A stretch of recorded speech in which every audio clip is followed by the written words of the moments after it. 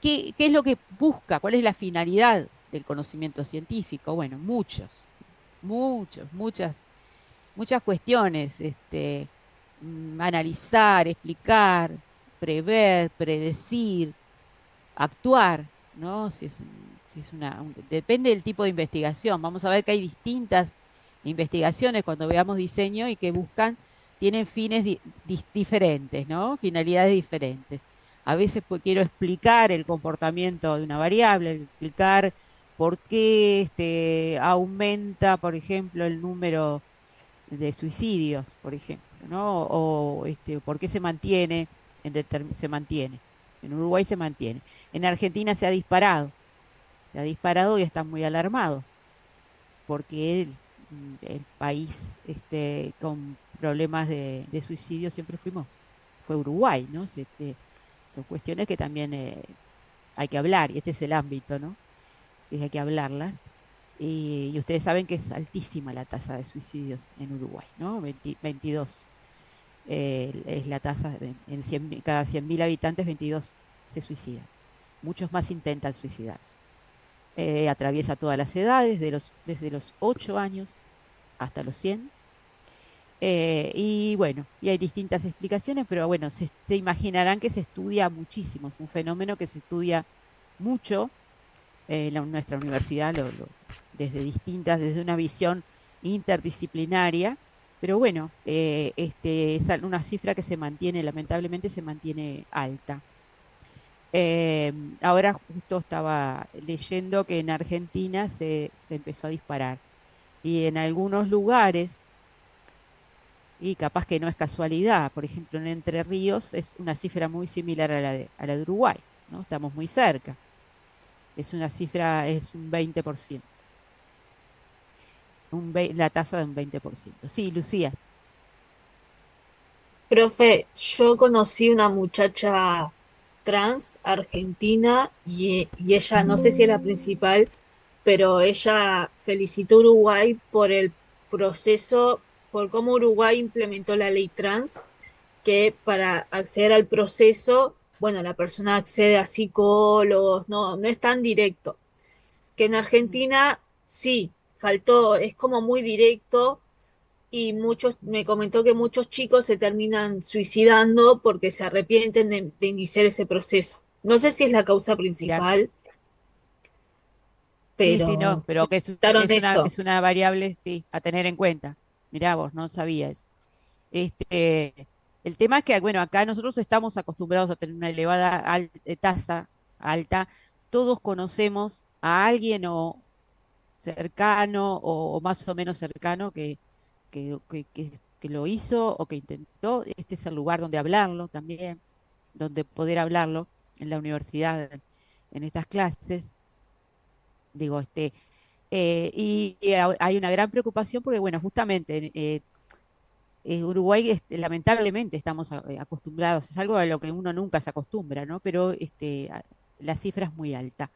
Pero ahora se disparó en otros lugares, ¿no? Y esto, como demostró Durkheim, aquellos que cursaron sociología, por eso insisto tanto que hagan sociología como opcional. Los de relaciones internacionales, relaciones laborales tienen sociología. Eh, bueno, les decía que Durkheim demostró hace ya muchísimo tiempo, más de 100 años, que el suicidio no solamente es una cuestión psicológica, sino que es un hecho social. Por eso existen sociedades más suicidas que otras. Y nosotros estamos, lamentablemente, entre las más suicidas del mundo, ¿no? La primera de América Latina, primera o segunda de América Latina. O sea que es un tema grave también también de mucha investigación. Em, y lo que se busca justamente es lo que, como decía Lucía, ver qué es lo que puede explicar el suicidio, ¿no? Bueno, ya ponía el ejemplo de esto, que una variable que en Argentina incidía era esa. Obviamente que no debe ser la principal, pero sí que es importante. O sea, ¿cuáles son las variables que inciden? O sea, ¿qué son los elementos que llevan a las personas a tomar una decisión así en nuestro país, ¿no? Y ahora justo les decía, miren si será un hecho social que justamente una provincia que está muy pegada a Uruguay es la que tiene la tasa más alta de toda Argentina, muy similar la tasa a la de nuestro país, ¿no? Bueno, esas son las cuestiones que a veces intentamos desde la ciencia, poniéndoles un ejemplo que es muy feo, pero del que hay que hablar, tratar de explicar, prever, predecir, ¿sí? Todo lo que aparece ahí, analizar, ¿sí? Actuar, es lo que busca la ciencia. Cuando se preocupa, los estudios científicos se preocupan de este tema, por ejemplo, ¿sí? Lucía, Profe, no recuerdo bien, yo lo di en el liceo a Durkheim, como en quinto de liceo, y Durkheim señalaba como tres tipos de suicidio. Creo que uno era que pasa en Japón, que los ancianos se suicidan porque sienten que ya no sirven más para la sociedad. Y Durkheim señalaba también un tipo de suicidio que puede ser el que más incide acá en el Uruguay, que es la calidad de vida.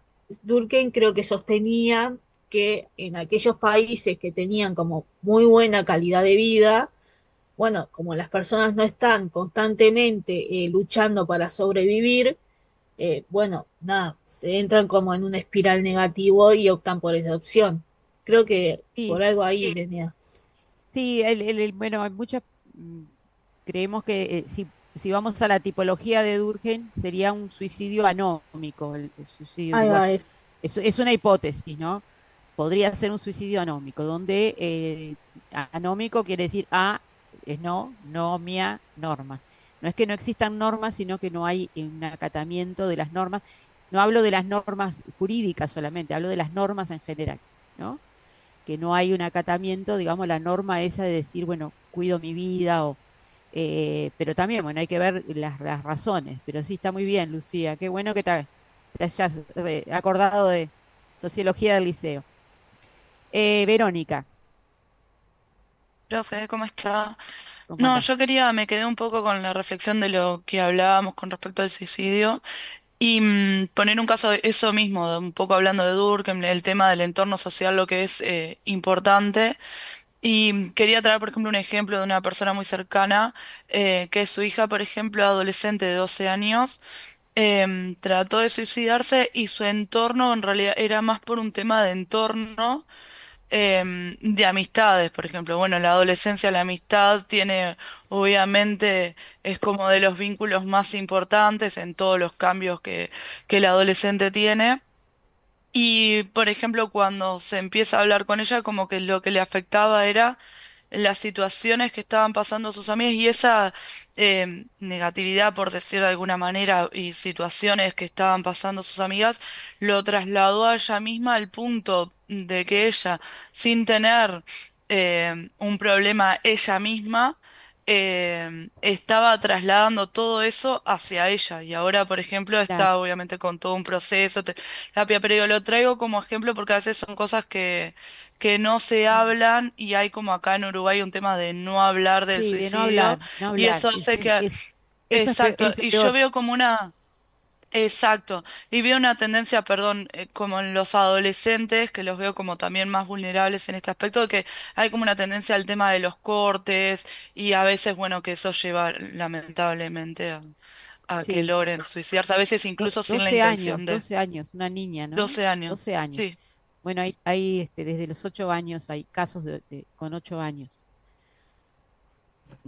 Es desgarrador, pero es un tema desgarrador digo, a ver, no se trata porque hay una idea acerca de que puede llegar a ser un fenómeno a imitar en los medios de comunicación.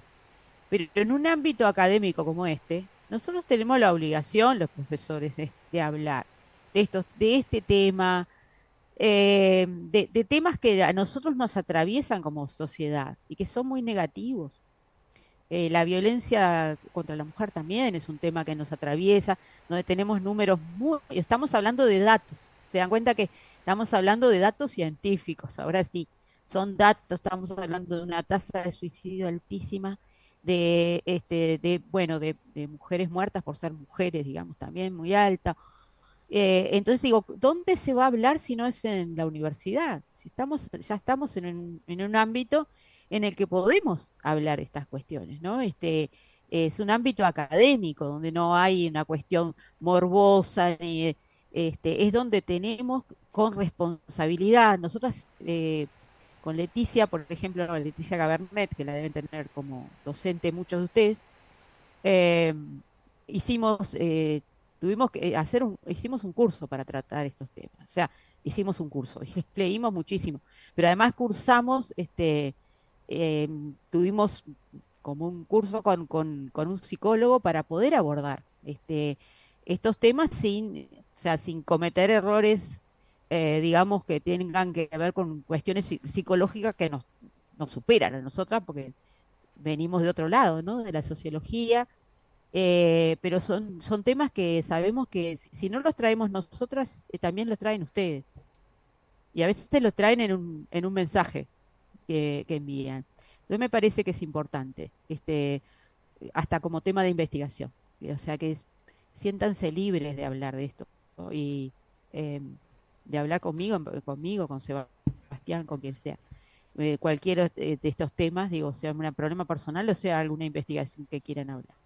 Estos problemas que nos atraviesan como sociedad, nosotros tenemos el deber, como universitarios, digamos, de tratarlos, ¿sí?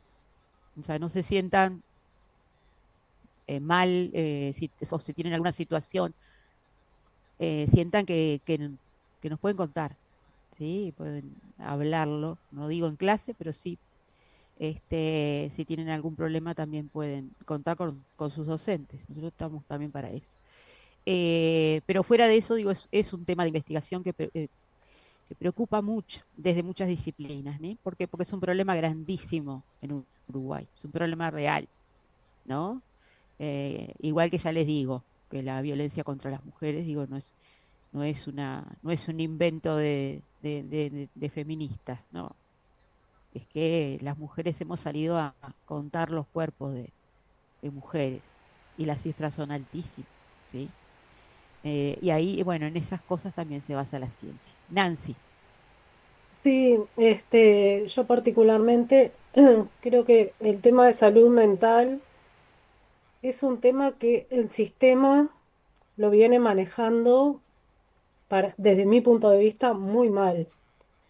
Creo que si uno no dispone como para tener un tratamiento particular, no hablo de sociedades médicas, hablo particular, es muy difícil porque los tiempos de los médicos, de las sociedades médicas, ni hablemos de salud pública, no son los tiempos de los pacientes, no son los tiempos de la claro, gente que está necesitada. Entonces ahí se genera un círculo donde la gente no puede salir adelante, porque mm, no tienen ansiedad y cuando los van a atender ya están en un estado de crisis total claro, o los sí, tienen sí, paseando de un lado a otro y es muy complejo. Yo sí, particularmente con la parte educativa de la universidad y eso hablo mucho con mis sobrinas sobre estos temas, sobre todo porque muchas veces se da que se generan una presión para mm, obtener determinadas calificaciones o que no es sí, necesaria. O correr o querer exacto, llegar en determinado tiempo y no es necesario. Se puede hacer exactamente. cada uno a su ritmo. Lo mismo que de repente Pero yo entiendo, empezaste sí, una estoy de carrera. acuerdo contigo con el tema de los tiempos de los psicólogos. Sí, te escucho, perdóname. No, mismo en la parte de los estudios hablaba que a veces también un día una de mis sobrinas me dice, ay tía, tengo que decirte algo, sentate, sentate. Yo dije, ¿qué pasó? Porque yo siempre Mm, les dije, me cuentan todo aunque me quiera morir, entre comillas, yo las voy a apoyar, las voy a acompañar, lo que sea. Y era para claro, decirme que iba a cambiar de carrera. Me dice, voy a dejar estadística, voy a estudiar otra cosa. Le digo, ay, qué bueno, me parece bárbaro, porque la verdad, no sé por qué estabas estudiando eso si yo veía que a vos te gustaba hacer otra cosa, pero claro, es algo que lo tenías que ver tú, ¿no? Y ella le puso todo ese drama que no lo tenía, ni lo tiene. Entonces, como que hay un montón de cositas que son detalles, pero sí. que cada detalle es súper importante, ¿no? Para la vida, en este caso académica o del estudiante. Viste que, digo, capaz que a veces no solamente hace falta un psicólogo, ¿no? Lo que te decía, mira, a vos te tienen a ti, Nancy. En este caso, estas chicas te tienen a ti para hablar. Por eso digo, a veces es volcar en comunidad, poder hablar con los pares, en la clase, con los profesores, ¿no? Tratar de hacer comunidad, ¿no? Y hay temas que muchas veces cuando se verbaliza, cuando la gente se anima a hablarlo, vas a tener otra dimensión, lo vas a ver desde otro lugar. Por eso es importante, les digo, hablar, estas cosas, hablarlas, ¿sí? O sea, que la clase no sea esto, que no sea solo una carrera, que es como una carrera de obstáculos para recibirse. No. También digo, estamos generando comunidad, la medida que podemos, ¿no? Y eso nos ayuda, ¿no? Nos ayuda con estos temas que nos atraviesan como sociedad a todos, ¿sí? Muchas gracias, Sí, Nancy. tal cual. Por nada. Camila, Hola, no sé si me escuchan. sí, Bien, yo quería hablar o poner un poco más de énfasis en el tema del sistema, porque funciona muy mal el sistema que tiene todo el Uruguay con respecto a la salud mental. Ni siquiera hay psiquiatras de emergencia, o sea, esa posibilidad no existe. Una persona que llega a una sala de emergencias porque está deprimida, porque tuvo un intento, tiene que esperar a que un médico llegue a la consulta a las 6 de la mañana para poder recién atender tu caso. Te tratan 5 minutos y es como que, bueno, tal medicación, tal cosa, pap, y es como que se cortan eso, o sea, es más fácil como tapar los síntomas, porque es lo que sucede, a tratarlos. Y eso de que no exista que un médico, así como hay un médico de emergencia porque no sé, te quebrás, claro, te cortás y te tiene... No, es algo que a mí me sorprendió mucho cuando lo tuve que vivir de cerca por temas familiares. Y es como, no puede ser que una persona se te vaya de una emergencia porque su problema no sea físico, sino que lo mental exactamente. tiene muchas limitaciones y realmente falla mucho el sistema de que los psiquiatras no son comprensivos ni con la familia de la persona que le está pasando mal. Simplemente te tratan como si fuera una cosa más que lo ponen en un lugar y es tipo, bueno, es esto, vos preferís. Si se mata, porque me pasó una cosa así, es tipo, esta persona, si está fuera de este lugar psiquiátrico, se va a morir. Entonces vos decidís si está acá adentro o está fuera, pero es decisión tuya. Y te ponen esa decisión enfrente a la persona. Vos decís, ¿cómo vas a hacer esto? O sea, un psiquiatra no puede hacer ese tipo de cosas. Claro, pero no es el psiquiatra, sino capaz que es el sistema que está funcionando mal. Sí, por supuesto. Es el Están muy sistema que está cansados funcionando mal. Por también. eso digo, bueno, ¿qué podemos hacer los que no somos psiquiatras, no somos psicólogos y que nos preocupan estos temas? ¿Qué podemos hacer? Nosotros desde nuestros lugares, con estos temas, ¿no? Hablamos del tema del suicidio, la violencia, cualquiera de sus manifestaciones. Entonces digo también, es algo como para reflexionar, ¿no? Desde lo académico, si quieren, en este encuentro, en esta comunidad que es esta clase, bueno, ¿cómo podemos actuar?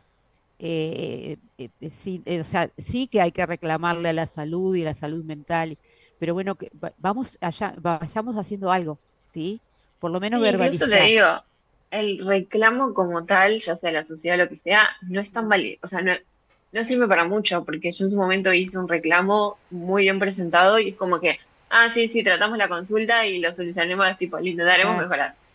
Y se queda ahí. claro. Entonces, es una Pero es problemática que está cierto, ¿no? muy Que no es en un presente. país que tiene una tasa tan alta que no exista, nunca me había puesto a pensar, que no exista en la guardia permanentemente un Sí, psiquiatra sí. por lo menos es llamativo, ¿no? Es llamativo.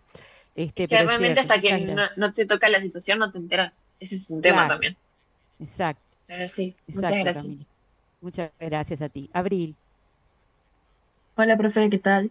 Bueno, haciendo un ¿cómo aporte con andas? este tema, estuve escuchando un podcast de una facultad de acá que también hablaba mucho de que somos una sociedad muy nocturna y en tema de rutina a veces muy agotador para la cabeza, por ejemplo, de capaz que alguien que estudia y trabaja no le da el tiempo ni siquiera a veces para darse un respiro, dar un hobby o algo. Entonces también la carga de la rutina es un factor que está afectando también a la sociedad, porque llegas del laburo, ponele, tenés facultad, terminás las 9 de la noche, tenés que cocinar, dormís y ya te levantas y llega un ciclo que es imposible no sé, de sustentar a lo largo del tiempo. Entonces, Exactamente. un factor es como que somos una sociedad muy nocturna que no tenemos el Todo lo que descanso ustedes suficiente. están planteando, Abril, todo lo que están planteando son preguntas de investigación. Todo eso Sí, son preguntas de investigación. Son preguntas, son hipótesis, son cuestiones que ustedes no, desde, digamos, la indignación muchas veces, ¿no? Fíjense, son preguntas de investigación lo que ustedes están planteando. Preguntas que la ciencia debería poder responder, ¿no? Con estos temas tan delicados que de repente, bueno, no capaz que no tienen relación con lo que están estudiando, pero que justamente así aparece, ¿no? Lo primero que aparece es esa pregunta, ¿no? O sea, ¿qué pasa? ¿Por qué? ¿Cuándo? ¿Cómo? ¿No? Eso son es lo que vamos a trabajar. Por eso digo, me parece que es un lugar, tanto esta materia como el taller, importantes como para estas cuestiones también hablarlas. No somos solamente una clase, somos una comunidad, ¿no? Y a estos temas, digo, en la medida de que se empiecen a hablar en los lugares adecuados, de la forma adecuada, de repente, capaz que podemos aportar algo, ¿no? Un granito de arena. En este tema y en otros temas que no, lamentablemente nos caracterizan como sociedad, como uruguayos, ¿no? Así que bueno, era un poco eso. Eh, que derivamos, perdonen, para otro lado, pero bueno, vale la pena, creo que vale la pena. Muchas gracias por las intervenciones. Bueno, seguimos. ¿Cuáles son las características del conocimiento científico? Y bueno, es problemático, hipotético, esto que ustedes estaban planteando, muchos son problemas de investigación, preguntas, problemas de investigación, hipótesis, ¿no? Siempre va a haber problemas, hipótesis no en todas las investigaciones. Investigaciones exploratorias no tiene por qué plantear hipótesis, cuando uno quiere explorar algo que no está explorado. Pero el problema sí, siempre nos vamos a plantear un problema, una pregunta problema, nos vamos a hacer preguntas de investigación, ¿sí? Nos interrogamos acerca de lo que pasa, ¿sí? Y a veces, como decíamos, puede nacer de algo que nos indigna, que nos duele, que nos molesta, o algo que nos da curiosidad. ¿M? Em, bueno, y tratar de, también digo, cuando uno se plantea un problema, a veces tiene en su cabeza algunas soluciones que de repente cuando lleva la investigación a cabo se da cuenta que no viene por ese lado. Pero siempre está en la cabeza del investigador, ¿no? Preguntas, respuestas, posibles respuestas, que nosotros vamos a verificar en la realidad. Siempre, por eso mismo, el conocimiento científico va a ser empírico porque todas las preguntas y las respuestas las vamos a encontrar en la realidad, ¿sí? En la realidad, en la experiencia, en lo empírico, en el mundo real, ¿sí? En el mundo real. En algún momento, a través de las técnicas, como le decía, nos vamos a encontrar con esa realidad. La técnica puede ser una entrevista, puede ser una historia de vida, puede ser, no sé, una encuesta, lo que sea. Pero de alguna manera nosotros vamos a ir a la realidad y vamos a llevar a cabo esas preguntas, ¿no? Esas preguntas, es la curiosidad también. Los temas de investigación aparecen de la realidad, no aparecen de la nada, no es así. No me levanto y tengo una idea brillante, no, siempre es algo que de alguna manera yo ya estoy masticando o porque lo leí, o porque lo vi, o porque lo viví, ¿sí? Este, eh, bueno, bueno, ahí acá hay una pregunta, pero no importa. Es inductivo y deductivo, como les decía, que no necesariamente son conceptos opuestos, ahora lo vamos a ver. Siempre es crítico el conocimiento científico, es crítico de sí mismo, ¿sí?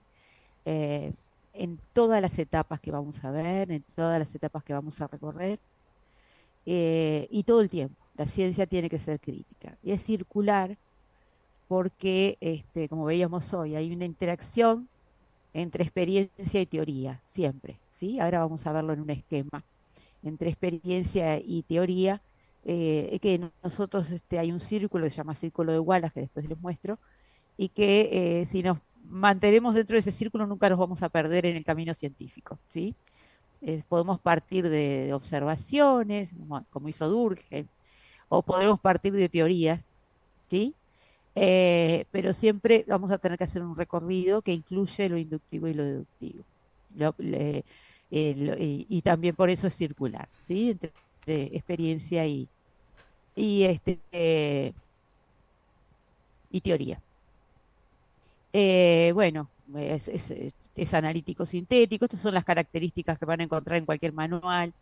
Es selectivo, ¿sí? Nosotros seleccionamos un determinado tema, es formal, tratamos de darle una forma lógica, aunque siempre surge mm, de la imaginación, casi siempre viene de la imaginación. Es contrastable porque es empírico, racional, tratamos de que sea racional, que siga una lógica, como decimos, que integre sistemas, es metódico, siempre tiene que haber un método, el método científico, ¿sí? Y tiene que ser comunicable, si no, no es ciencia, es otra cosa, ¿sí? La ciencia siempre es comunicable, por lo tanto vamos a tener que tener muchísimo cuidado en cómo nos expresamos, ¿no? Y en eso vamos a hacer mucho hincapié en este curso, en lo que es el desarrollo de los conceptos, de qué hablamos, no dar por obvio. Sí, a veces hablamos, bueno, estamos hablando de suicidio. Bueno, ¿qué quiere decir suicidio? ¿Qué queremos decir? Bueno, todo lo que nos parece obvio, la ciencia no existe lo obvio. Todo lo vamos a tener que definir. Todo los conceptos con los que vamos a trabajar en una investigación. Vamos a hablar de comercio internacional. Bueno, vamos a tener que definir qué es comercio, qué es internacional, a qué me refiero cuando digo internacional. Entonces, los alumnos de Relaciones Internacionales saben que hay distintas teorías, porque lo vieron el semestre pasado, acerca de lo que podemos definir como relaciones internacionales. Y no siempre las teorías no coinciden, a veces son teorías totalmente diferentes. Entonces, todo eso lo vamos a tener que definir. ¿Dónde nos paramos para definir esas cosas? Siempre hay un sustento teórico, ¿sí? Siempre es comunicable. Este, Estoy viendo si me olvidé de algo más. Bueno, contrastable ya les dije. eh, este, Analítico ya vimos, ¿no? Pues no quiero que se me vaya la clase acá. Así que veamos gran parte de lo que preparé. El método es un camino, como les decía, un camino que es necesario, ¿no? Para obtener conocimiento, para generar conocimiento científico. Nos vamos a plantear muchas preguntas, ¿sí? Las preguntas son la base de cualquier investigación. Una investigación que se base en una sola pregunta no tiene mucho sentido. Nosotros vamos a plantearnos siempre un tema y le vamos a hacer preguntas a ese tema. Y después, bueno, vamos a hacerle preguntas a la realidad. Vamos a preguntar a la realidad qué es lo que está sucediendo con lo que yo estoy investigando. Podemos partir de una teoría previa, ¿sí? O a veces no hay una teoría completa, hay partes de teoría, ¿sí? Siempre la teoría va a ser la fuente, siempre hay alguien que escribió algo sobre lo que yo quiero investigar. Hay alguien que escribió, que estudió, que investigó, y esas son las teorías que yo voy a tener en cuenta, ¿no? O sea, porque la ciencia también es un conocimiento acumulativo y que tiene en cuenta lo que se hizo anteriormente. Entonces vamos a basarnos siempre en teorías, ¿sí? Científicas. Eh, Siempre la teoría es la fuente de la que partimos, ¿no? Con esas ideas originales que tenemos sobre, uy, quiero estudiar, profesora, quiero estudiar tal cosa. Eh, bueno, en base a determinada teoría. También al final de mi investigación, también yo voy a generar teoría, ¿sí? Voy a ser la persona que más sé, cuando me reciba de ese tema, del tema de lo que sea que estudien, y también va a ser parte digamos, de las teorías que existen, va a ser parte de lo que yo aporto, ¿sí? La teoría siempre es necesaria para observar la realidad, porque los hechos no hablan solos, ¿sí? Nosotros, bueno, primero que tenemos que aprender a preguntarle a la realidad. Y no hablo solo de preguntas de entrevista, hablo de las preguntas que le hacemos a la realidad. Pero para que esa realidad nos devuelva datos, ¿sí? Datos concretos, tenemos que hacer las preguntas correctas y basadas siempre en alguna teoría, ¿sí? Eh, el método científico en las ciencias que nosotros estamos abordando, sean relaciones laborales como internacionales, es bien distinto a lo que son las ciencias naturales, ¿sí? ¿Por qué? Porque están atravesados por valores, por cultura, por ideas, como visiones, ¿sí? Y nosotros somos parte, ¿sí? Es muy difícil esa separación entre sujeto y objeto. Somos sujeto y a la vez somos sujeto, o sea, estamos el sujeto que investiga, pero también nos estamos investigando de alguna manera, ¿sí? Cuando investigamos, yo qué sé, algún tema social, también somos parte de la sociedad. Eh, es menos científico, es menos científica la ciencia social, cualquier ciencia social, que las ciencias naturales, no. Son distintos estatutos metodológicos, se manejan con distintos caminos, digamos, que permiten llegar a un conocimiento verificable, ¿sí? Em, bueno, ¿qué es un paradigma?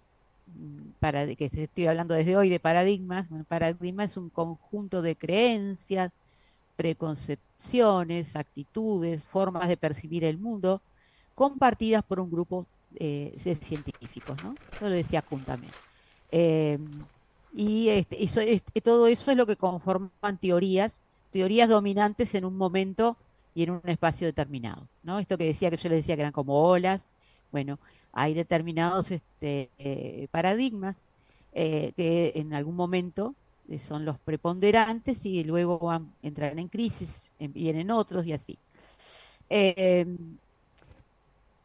bueno, tenemos las ciencias, dentro de las ciencias sociales hay dos paradigmas que ustedes ya deben saber, que es el cuantitativo y cualitativo, o se le puede llamar explicativo al cuantitativo, interpretativo al cualitativo, ¿sí?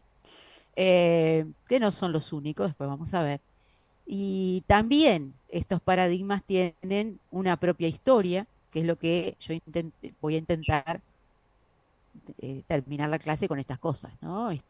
Yo les hablaba de lo que es el surgimiento de las ciencias, ¿no? De la ciencia y bueno, en ciencias sociales, más que nada, el positivismo fue la primera escuela. Hablábamos de Durkheim, hablamos de Comte, ¿no? Ahora podemos agregar a Comte. Y el positivismo, digamos que es un paradigma que fue preponderante en un momento determinado, ¿no? Tenía esa esperanza de que la ciencia era la solución, la razón, o sea, el hombre, sí, no mujer, hombre, racional, iba a encontrar la solución a los propios problemas, eh, a alejarse, bueno, si se acuerdan de Comte, si leyeron en quinto año de liceo en sociología, era, bueno, era el padre del positivismo justamente y quería alejar la ciencia de la metafísica y de otros conocimientos que consideraba inferiores al conocimiento científico, ¿sí? Bueno, acá tienen algunas cuestiones que después les voy a pedir que las lean. Eh, mm, bueno, parten por ejemplo, Durkheim partió de observaciones, ¿no? Sus conocimientos sobre el suicidio o sobre la vida religiosa, digo, los trabajos más importantes o más conocidos que tiene. Este, partía de observaciones, ¿sí? Observaciones particulares y podía llegar a generalizar, ¿no? Dadas determinadas condiciones. Eh, bueno, l- para el positivismo y para si se acuerdan de Durkheim, él decía que nosotros, los científicos sociales, podemos utilizar el mismo método de las ciencias naturales, ¿no? Eh, y bueno, era lo que sostenía, que podíamos separarnos, ¿sí? Haciendo una serie teniendo una serie de comportamientos a los que él denominaba las reglas del método, se llama así un libro que escribió, las reglas del método, y bueno, eran como poder cruzar de vereda, digamos, ¿no? Hacer una ruptura y con el conocimiento cotidiano y poder estudiar las cuestiones sociales como quien estudia una hormiga o como quien estudia un árbol, ¿no? Eso es lo que consideraba el positivismo. Eh, Creía en la objetividad, creía que sí, que se podía llegar a una objetividad absoluta, y lo más importante era la cuantificación. ¿Qué es lo que buscaba el positivismo original, el positivismo originario, digamos? Después hay un neopositivismo. La explicación causal, ¿no? Explicación causal de por qué ocurren las cosas que ocurren. ¿Mm? Eso es lo que se planteó cuando se observó en las estadísticas, ¿no?, de los países europeos, que había algunas particularidades con respecto al suicidio. Decía, bueno, hay algunos países que se suicidan más que otros. ¿Y por qué eso no cambia? ¿Por qué esas cifras se mantienen? Tiene que haber algo social, no solamente psicológico. Vio que los solteros se suicidaban más que los casados, los hombres más que las mujeres, los católicos menos que los judíos y menos que los protestantes, ¿sí? Una serie de características, ¿sí?, que buscaban explicar justamente, ¿no? La conducta justamente suicida, ¿sí? Eh, bueno, se plantea observaciones, luego hipótesis, ¿sí? Y después vienen las leyes, digamos, y las teorías, ¿no? Esto lo doy por arriba y después lo vamos a repasar, no se preocupen, es para que tengan una idea. Luego tenemos el paradigma interpretativo. Si vamos a autores también de sociología, acá podríamos hablar de Weber, ¿no? Weber decía que lo que un sociólogo, un investigador social tenía que buscar era no solamente las causas, la explicación causal de lo que sucedía, sino otra cuestión, que es la comprensión del sentido que se le asignan las personas a sus acciones, ¿sí? O sea, es el padre de la perspectiva interpretativa, ¿no? O sea, que le da mucha importancia, no deja de darle importancia a la explicación causal, pero dice, la explicación causal no explica todo, sino que lo que tiene, y por eso somos muy diferentes, es muy diferente en las ciencias naturales de las ciencias sociales, porque en las ciencias sociales, las personas y las comunidades a las acciones tienen las acciones que producen tienen un sentido, hay un sentido asignado, ¿no? Por esos actores y esas comunidades que podemos trabajar como un actor. Recuperar ese sentido es lo más importante para un cientista social, dice Weber, ¿no? A partir de esto se plantean otras metodologías. No va a alcanzar con las metodologías cuantitativas, ¿no? Las metodologías cuantitativas podemos hablar como ejemplo censos, encuestas, ¿sí? Las metodologías cualitativas tienen que ver con otros procedimientos que me permiten que ir a encontrar el sentido que le asigna el actor, ¿no? El sentido mentado, decía Weber.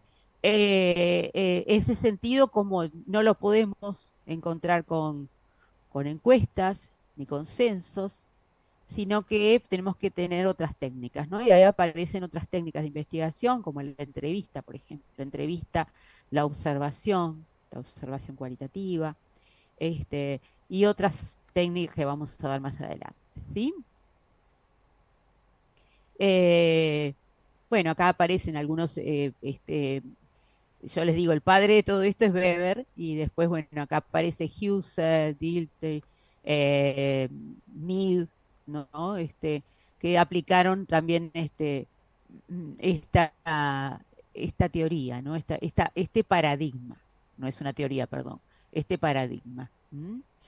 Se utiliza mucho en ciencias sociales, fundamentalmente, justamente en antropología. Este, eh, a ver, perdón, que me perdí acá. Bueno, ¿saben qué? No los voy a marear más porque hace muchas horas que estamos, seguimos la clase que viene. y volvemos con esto de los paradigmas, pero les aviso, hay un paradigma crítico, ¿sí? Eh, y hay otra integración de paradigmas, ¿no? Que después lo vamos a ver todo esto, la clase que viene. Em, y ¿Qué también, bueno, leemos? hay otras posiciones que también vamos a ver, vamos a ver cuando hablemos de, más adelante, no la clase que viene, de epistemologías del sur, como les decía, y cuestiones que tienen que ver con el, relaciones entre ciencia y colonialismo, teorías decoloniales o poscoloniales también, ¿sí? Pero no los quiero marear porque son muchas cosas, ¿sí? Cortamos hoy acá y yo les voy a subir esto y después la clase que viene terminamos con esto y vamos a ver justamente lo que planteaba hoy alguna de ustedes, eh, que es el texto de Bachelard y el texto de Bourdieu, ¿sí? Para complementar esto, donde se hablan de los obstáculos epistemológicos, precisamente, que existen en las ciencias sociales a la hora de investigar qué obstáculos tenemos por ser ciencias sociales, ¿no? Y qué ejercicios hay que hacer para poder superar esos obstáculos, ¿no? Y llegar a generar conocimiento científico. Muchas gracias, perdonen lo largo, se extendió Gracias, mucho. profe. Gracias. Nos vemos el lunes que Gracias, Muchas viene. gracias, profe. profe. Buenas Que pasen noches. ustedes muy Gracias, bien. chao. Chao, que ande bien. Profe, muchas gracias. Gracias. Bye bye. Chao. Chao, profe.